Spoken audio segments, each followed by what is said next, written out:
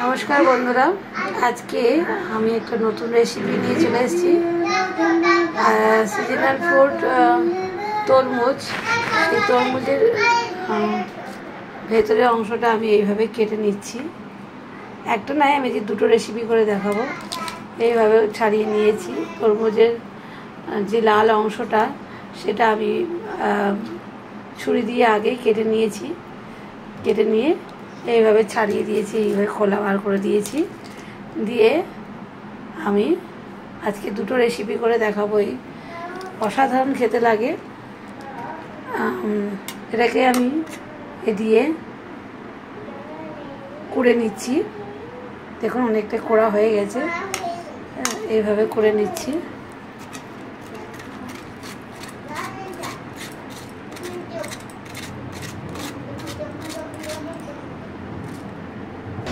आज के আমি একসঙ্গে দুটো রান্না করে দেখাবো তরমুজের খোসা দিয়ে তো একদিকে আমি তেল গরম করতে দিয়ে দিয়েছি আর তেলের মধ্যে আমি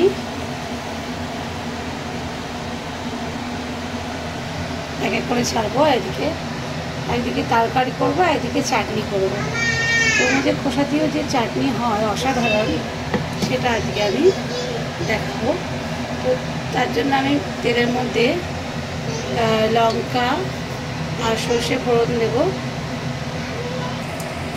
সর্ষে ফোড়ন দিলাম আর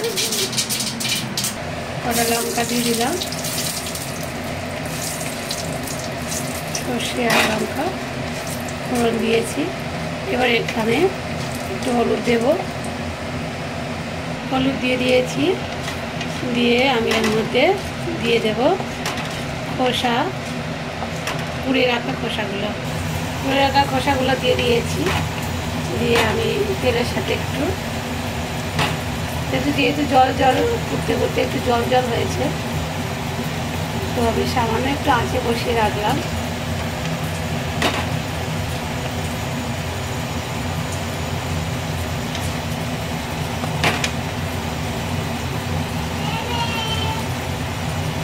চাটনি বানানোর জন্য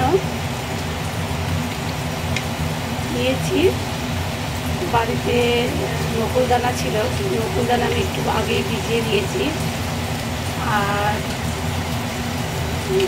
রেখেছি একটু কিশমিশ আর খেজুর আর একটু বাড়িতে বানানো আমসত্ত্ব তো বাড়িতে বানানো আমসত্ত্বগুলো এমনি মোটামুটি দেখতে হয় তো এইগুলো দিয়েই বানাবো আমি আজকে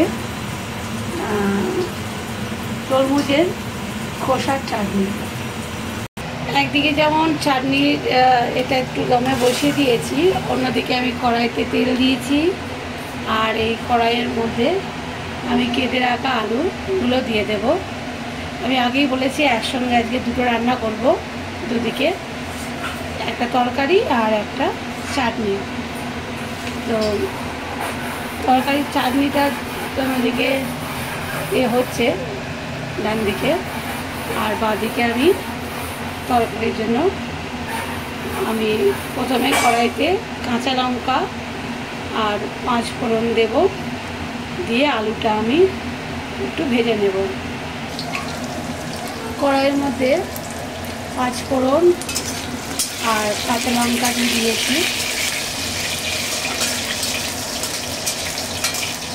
যদি মনে করেন তরকারিটা আরেকটু বেশি স্বাদ করতে চান তাহলে আপনারা এর সঙ্গে একটু হিং ফোড়নও দিতে পারেন তাতে তরকারির গন্ধ এবং স্বাদ দুটো অপূর্ব লাগে তো আমার বাড়িতে যেহেতু হিং আছে তাই হিং আমি একটু দেবো তাহলে আপনাদের এটা অপশনাল আপনারা দিতেও পারেন নাও পারেন আমি একটু হিং ফোড়ন দিয়েছি দিয়ে আমি এর মধ্যে একটু আলুগুলো তুলে দেবো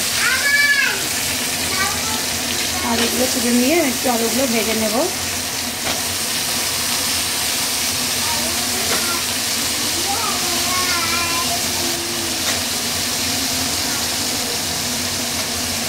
আমি ভেজে নেওয়ার সময় একটুখানি লবণ দিয়ে দিলাম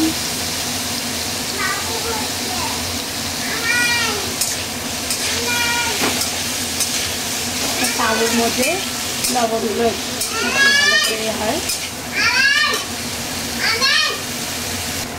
যেহেতু গরমকাল, আমি একদম তরকারিটা খুবই হালকা করব। যদি মশলা করতে চান তাতে কোনো অসুবিধা নেই, তবে এই তরকারিটা একটু হালকা করলেই ভালো। আমি হাফ চামচেরও কম ধনে গুঁড়ো আর জিরে গুঁড়ো দিয়েছি, আর একটু হলুদ দিয়েছি, দিয়ে এইভাবে ভেজে নিচ্ছি। এর মধ্যে আমার একটু সেদ্ধ করে রাখা, অল্প সেদ্ধ করে রাখা তরমুজের খোসার টুকরোগুলো আমি দিয়ে দেবো। তার সঙ্গে কেটে রাখা নেনুয়া নিয়েছি। নেনুয়া গ্রীষ্মকালে নেনুয়া সবজিটা আমার খুব প্রিয়, তাই নেনুয়া এরকমভাবে কেটে নিয়েছি। আমি এগুলোকে অ্যাড করে নেব।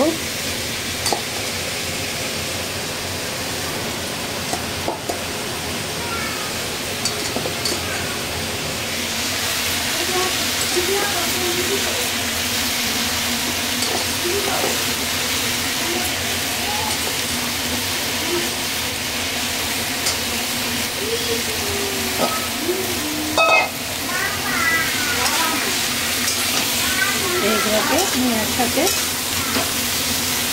ইয়ে করবো।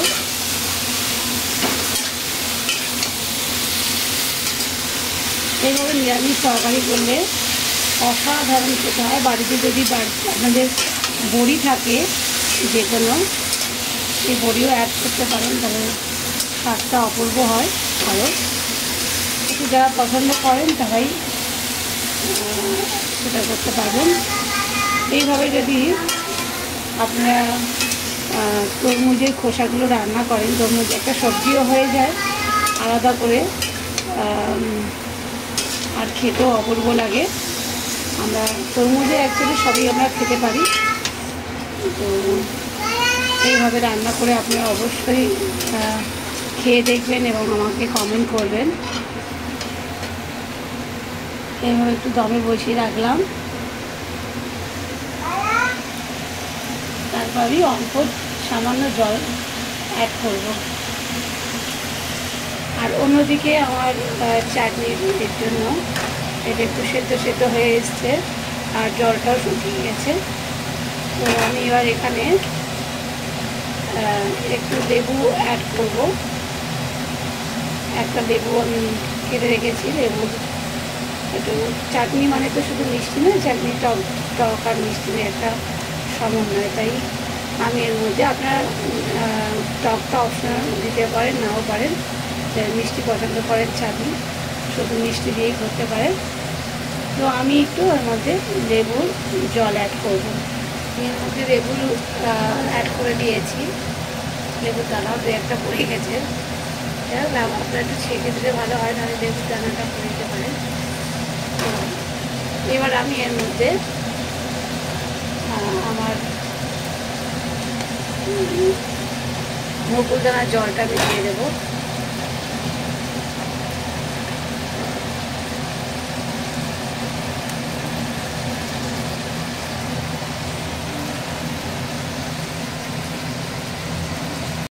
এভাবে একটু আঁচে বসিয়ে রাখলাম, জোরেই করে দিলাম।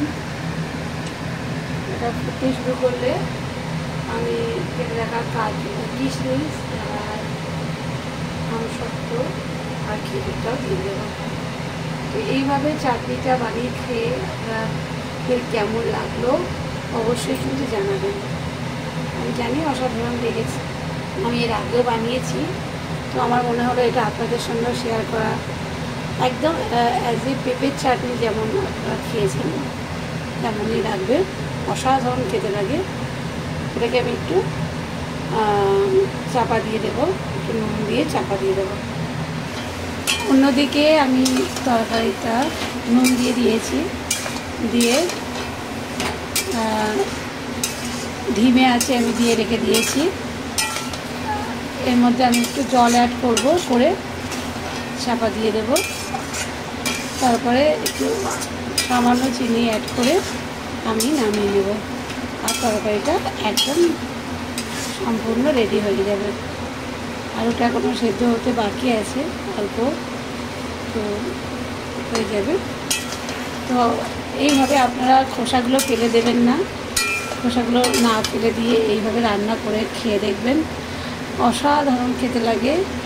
যে লাউয়ের লাউ খেয়েছেন আপনারা, তো সেই লাউয়ের মতোই টেস্টে লাগে, আপনি বুঝতেও পারবেন না এবং অন্য কেউ বাড়ির কেউ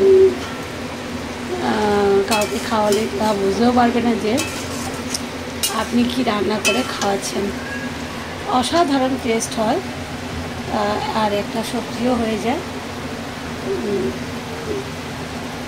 তো একদিকে চাটনি আর একদিকে লাউয়ের খোসা দিয়ে তরকারি বানিয়ে আজকে আমি দেখালাম। আপনারাও এইভাবে বানিয়ে খাওয়াবেন, বাড়িতে সবাই খুব খুশি হবে এবং সুন্দর একটা সবজি তৈরি হবে। যারা নিরামিষ পছন্দ করেন তারা তো খুবই ভালো লাগবে, রুটির সাথে ভালো লাগবে, তরকারির সাথে রুটি ভাত সবার সাথেই খুব ভালো যাবে। এরপরে আরেকটি আমি রেসিপি বানাবো, তরমুজের খোসা দিয়ে আরও একটি রেসিপি আমি পরের দিন শেয়ার করব। তো আজকে আমি এই রান্নাটা করে আপনাদের সামনে দেখালাম। একটু সামান্য জল আমি অ্যাড করবো, করে একটু চাপা দেবো সিদ্ধ হতে। আমার এগুলো সেদ্ধ হয়ে গেছে পুরো। তো আমি এখানে কিশমিশ, খেজুর আর বাড়িতে রাখা আমসত্ত্বগুলো দিয়ে দিলাম।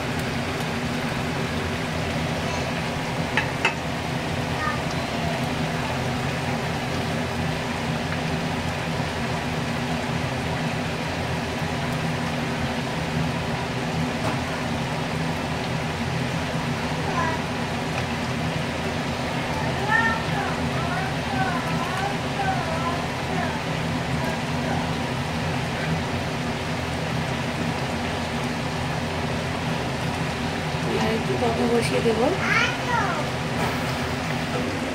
অন্যদিকে আমার তরকারিও রেডি হয়ে গেছে, পুরো আলুগুলো সব সেদ্ধ হয়ে গেছে। আর আমি একটু ঝোল ঝোল করবো, কারণ আজকে ডাল করছি না, তো সেই জন্য ঝোল ঝোল থাকবে। একদম পুরো সেদ্ধ হয়ে গেছে সব কিছু। এখানে শুধু একটু সামান্য চিনি অ্যাড করবো, লবণ আমি আগে দিয়ে দিয়েছি।